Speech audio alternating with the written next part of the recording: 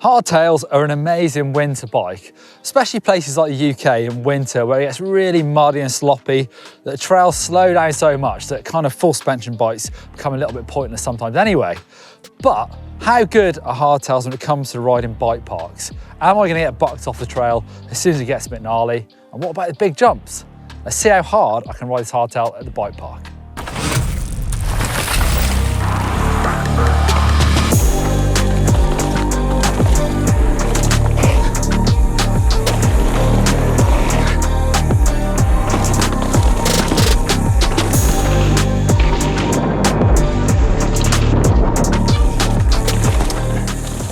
I love a 150, 160mm travel full suspension enduro trail bike. It's the type of bike you'll see me on the most often because they've incrementally improved so much over the last 5-6 years that they're even hard to recognise compared to those old ones. However, I got this hardtail last winter and it kind of reminded me how good they are. Yes, they've not improved as much because they kind of don't need to. It's simple, hardtail on the rear. This, my Canyon Stoic, has sort of changed the silhouette of a regular hardtail. It's a bit different, which I'll talk you through in a second, but the technology is pretty much still the same, and that's kind of why they're still so good. The Canyon Stoic is a new school hardtail with progressive geometry. It's a do-it-all trail bike that's at home at the bike park as it is on epic rides. Smaller sizes have 27.5 wheels, but from my medium and up, they come with 29ers. A 65-degree head angle puts it right up there in the slackness terms with a reduced offset 140mm travel fork for thrashable performance and direct steering. Longer reach gives the rider space for dynamic movement, and it's got a big 170mm dropper post. Simple and tough enough to be thrown around. Actually, Canyon give this bike a category 4 rating, the same toughness as an enduro bike, which I'm glad about. Right, start off with some big jumps, I reckon.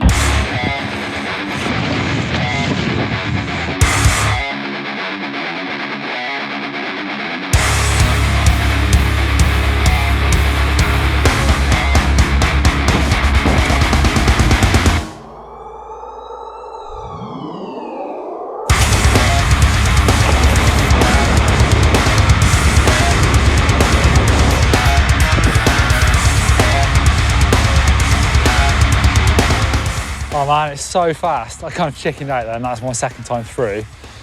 Time before, I braked a bit and I still cleared that first jump by a mile and went really high. So that time I braked too much. So I need to sort of get a bit braver. Don't brake and just pop if I'm going fast, but it's mad hardtail. I guess it's really smooth actually. These jumps are really smooth, even though they're sort of big downhill jumps that if you land in the right spot, you just absolutely carry like 100% speed. So, right, I'll try again, clear these two big ones.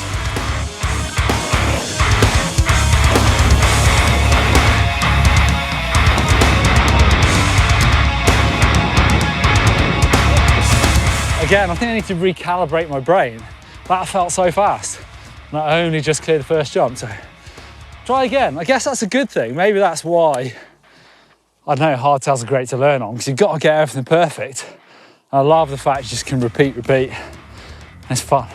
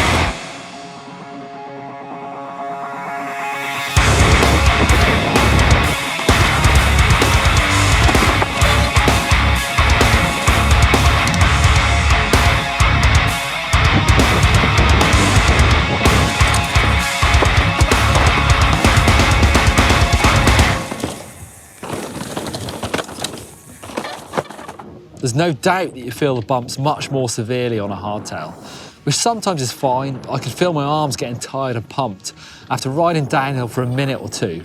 The 140mm fork is good, but the rear wheel hanging up on everything sends the weight backwards and forwards a lot. It wasn't just my arms, but my core muscles from trying to keep the bike going straight, and I could feel it for sure. You've got to be hardcore to ride a hardtail hard down rough trails.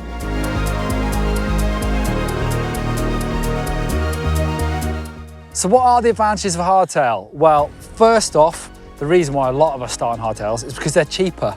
For the equivalent build with the same spec, hardtail's always going to be cheaper. So it's a great entry point for a lot of people into mountain biking. They're really versatile. In fact, this bike's versatile. I've put some bigger tyres on it today to slam down the hill.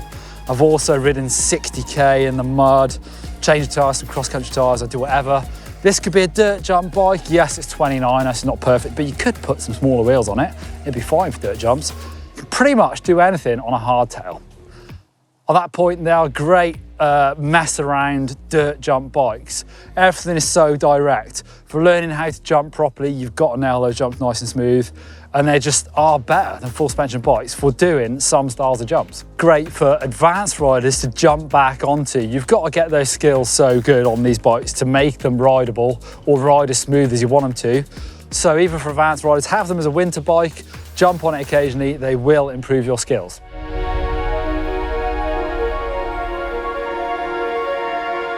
The disadvantages of a hardtail, well, obviously they're less comfortable, and it's not just smashing down the downhill runs.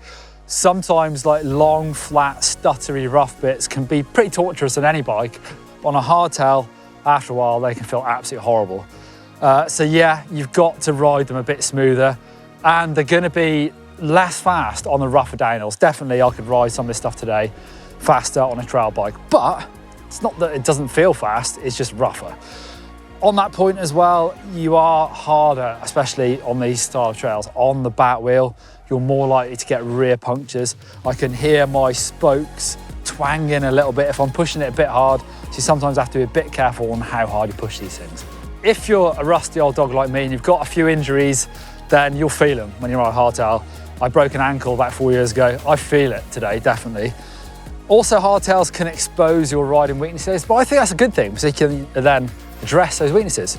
So let me know if you're a hardtail lover. I know Blake, he loves them. He's done the mega avalanche on it. He's ridden Whistler on his hardtail. He loves it, as do I. Let me know down below how much you love your hardtail and why you love it, and give us a thumbs up for the good old hardtail.